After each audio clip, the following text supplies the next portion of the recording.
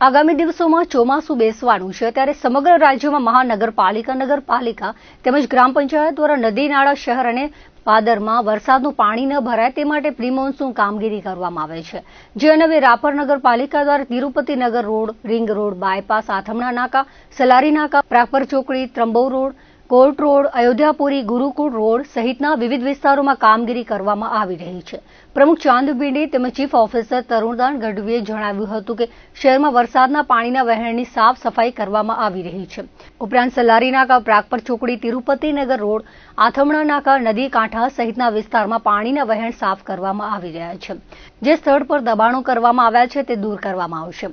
ગત વર્ષે જે રીતે પાણી ભરાઈ ગયા હતા તેવી પરિસ્થિતિ ઊભી ન થાય તે માટે દબાણો અંગે કલેક્ટર, મામલતદાર તથા લાગતા વળગતા વિભાગની સાથે સંકલન કરી પાણી નિકાલના વહેણ પર પાકા મકાનો, સોસાયટી તથા શોપિંગ સેન્ટર ઊભા થઈ ગયા છે તે દૂર કરવામાં આવશે. ઉલ્લેખનીય છે કે રાપર એરિયા ડેવલપમેન્ટ ઓથોરિટી દ્વારા રાપરમાં તો વગર મંજૂરીએ બોગસ નકશા દ્વારા બાંધકામની બોગસ મંજૂરી આપવામાં આવી રહી છે. રાપર સીમ વિસ્તાર કે જે રાપર ઓથોરિટીમાં આવતા નથી તેમની પણ રાડા દ્વારા મંજૂરી આપવામાં આવી રહી છે. જો આ અંગે નવનિયુક્ત કલેક્ટર દ્વારા તપાસ કરવામાં આવે તો અનેક બોગસ બાંધકામ, સરકારી જમીન પરના બાંધકામ બહાર આવશે. પાલિકાના બહારી વિસ્તારમાં કોની મંજૂરીથી બાંધકામ આપવામાં આવ્યા તે તપાસ માંગે છે. આવા બાંધકામના લીધે શહેરના અનેક વિસ્તારોમાં પાણી ભરાય છે. આ અંગે તપાસની માંગ ઉઠી છે. હાલ નગરપાલિકા દ્વારા પ્રી મોન્સૂનની કામગીરી કરવામાં આવી છે.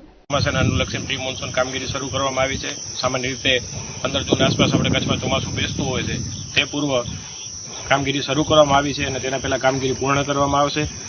રાપરના વિવિધ વિસ્તારો સાથે સાથે વોર્ડમાં અને જ્યાં જ્યાં વધારે પાણીનો ભરાવ થતો હોય એવા એરિયામાં ખાસ ફોકસ રાખીને પાણીનો ભરાવ ન થાય અને નિકાલ થઈ જાય તે અંતર્ગત કામગીરી શરૂ કરવામાં આવી છે. જેમાં નદી નાળાઓ સાફ કરવામાં આવશે અને તમામ ગટરની ચેમ્બરોમાંથી સફાઈ કરી લેવામાં આવશે જેથી કરીને ચોમાસામાં કોઈ તકલીફ ન રહે.